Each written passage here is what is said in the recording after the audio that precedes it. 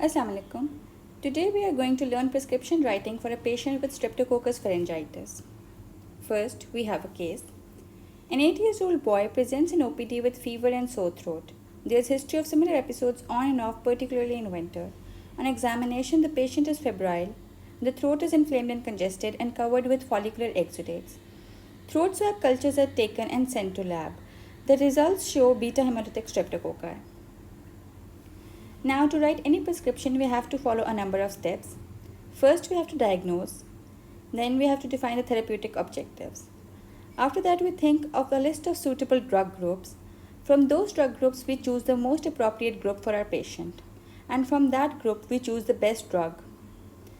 After that, we write a proper prescription. In our case, we know the diagnosis is recurrent streptococcal pharyngitis from the signs and symptoms. We also have a throat culture report. Throat culture is the gold standard for diagnosis of streptococcal pharyngitis. Since the patient has repeated episodes before as well, so we classify it as recurrent streptococcal pharyngitis.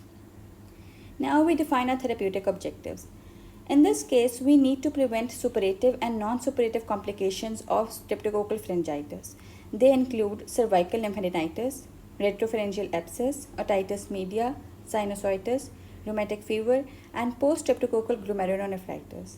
We also need to abate the clinical signs and symptoms. Moreover, we need to reduce the bacterial transmission to close contacts and choose an antibiotic which has minimum adverse effects. So these are our therapeutic objectives.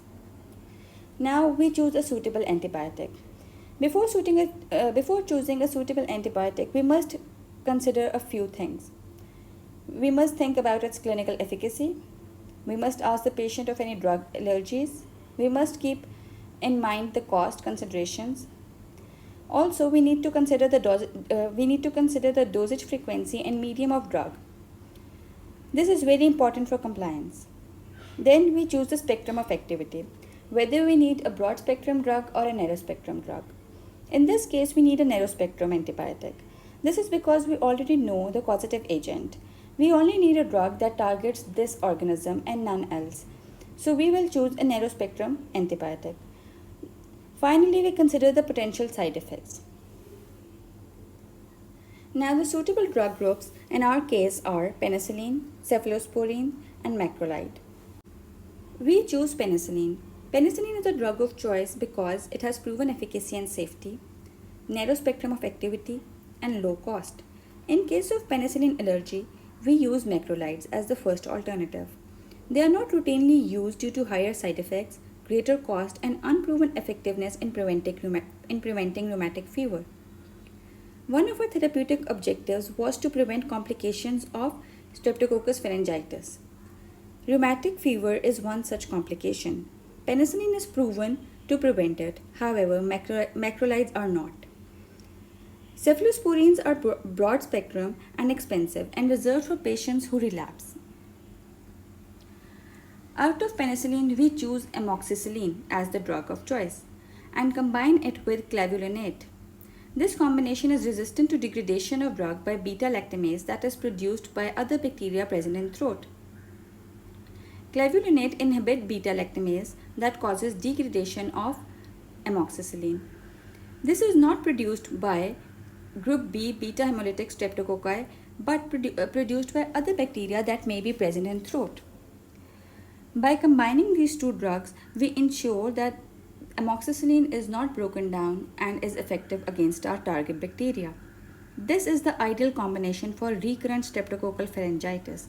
Recurrent streptococcal pharyngitis occurs when the carriage of bacteria is not completely cleared. Some bacteria remain present in the throat and causes reinfection. So to clear the carriage, we use this combination. Now this is comparison of drug groups in the table form. Penicillin, cephalosporins, and macrolides are our drug groups that we can use. They all have efficacy, but they have different levels of suitability. From these groups, we choose penicillin, as we have already discussed why. Now in this table we have comparison of drugs from a certain group, that is penicillin. amoxicillin, ampicillin, dicloxacillin, they are all penicillins. From among these, we use amoxicillin because it absorbs more rapidly and completely from GI tract. Food does not diminish its absorption.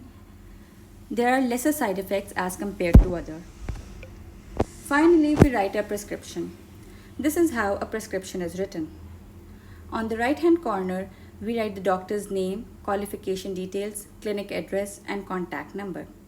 On the left hand side, we write the patient's name, age, gender, address, and date. Then we write the presenting complaints, which in our case were recurrent episodes of sore throat and fever.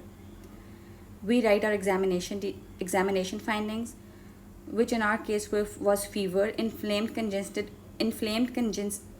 pharyngeal wall, and tonsillar exudates.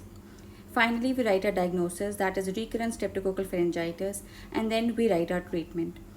The treatment we are giving is tablet amoxicillin plus clavulanic acid 500 mg plus 125 mg per oral BD for 7 days. Now you may be confused about 500 mg plus 125 mg. 500 mg refers to amoxicillin and 125 mg refers to clavulanic acid. Syrup paracetamol 400 mg per oral every 6 hours till fever abates. This is the pediatric dose of paracetamol. Finally, there is signature of doctor with his PMDC number.